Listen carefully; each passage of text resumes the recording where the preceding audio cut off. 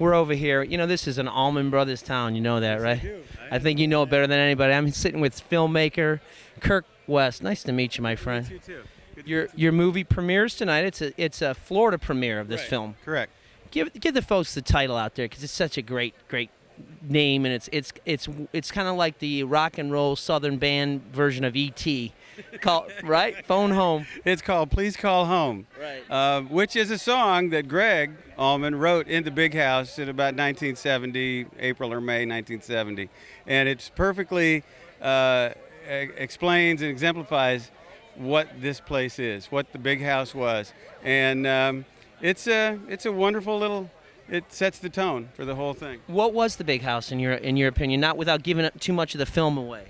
Well, the Big House was like many homes in the 70s, around the world, but certainly across America. It was a communal home of like-minded people that had pitched in together to try to get and achieve some goals. And this particular household housed the Allman Brothers Band. And, you know, there was houses like this in upstate New York that had the band, and houses like this in San Francisco that had the Grateful Dead. This was the quintessential Southern commune, and it was the safe place. It was the home. And they're turning it into a museum, I understand. Yeah. My wife and I bought the house. It was a private residence once the band moved out in '73. And we bought the house in '93. My wife and I moved down from Chicago and bought the house. And for the following 15 years, we had a home that we opened to the world. They said we had a couple rooms set aside. It's a 6,000 square foot Tudor mansion. And we had a couple rooms set aside just inside the front door, kind of museum rooms, archive rooms we called them. And it was a stealth museum.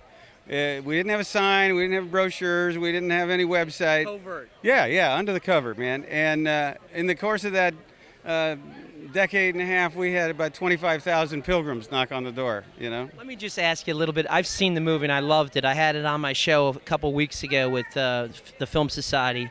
And what I gathered from, and I've been an Allman Brothers fan, but I wanted to go back and now rediscover the stuff, rediscover the band, you know, because it really, I mean, you had sadness, you had happiness, you had a lot of spirit in that film.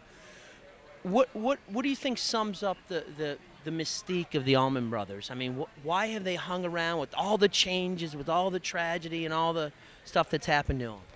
Well, you know, the band wasn't about show business. The band was about extemporaneously creating something, creating art. And it was a small band of Southerners that were, in the beginning, very, very encapsulated against the world. There was long hairs, there were blacks, there was all kinds of, and throughout the South, that was a tough row to hoe in 1969 and 70. And they bonded together, and through tragedy and triumph, they never lost sight of the fact that it was the music. And the music, because it wasn't pop songs, it wasn't top 40 hits.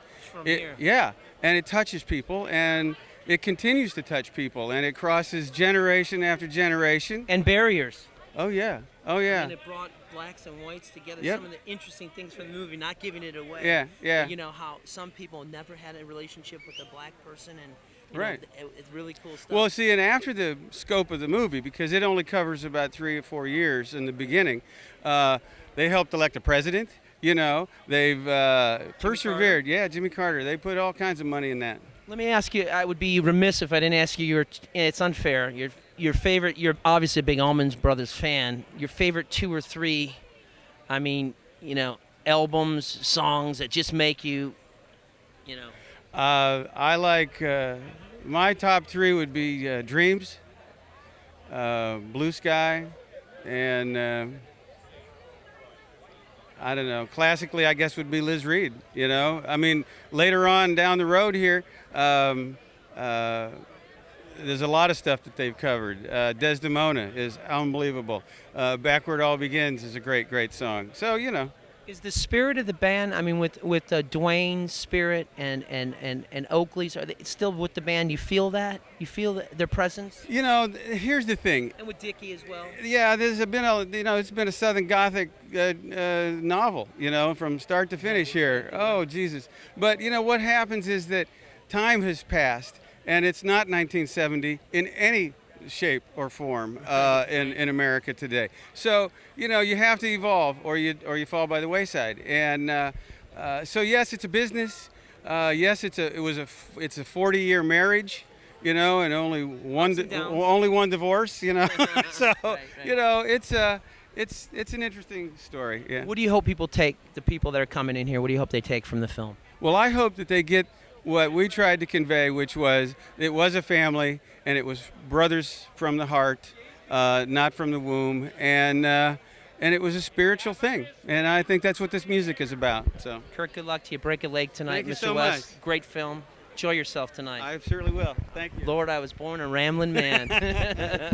Trying to make a living and doing the best I can. People, can you feel it? Love is everywhere. All right, baby.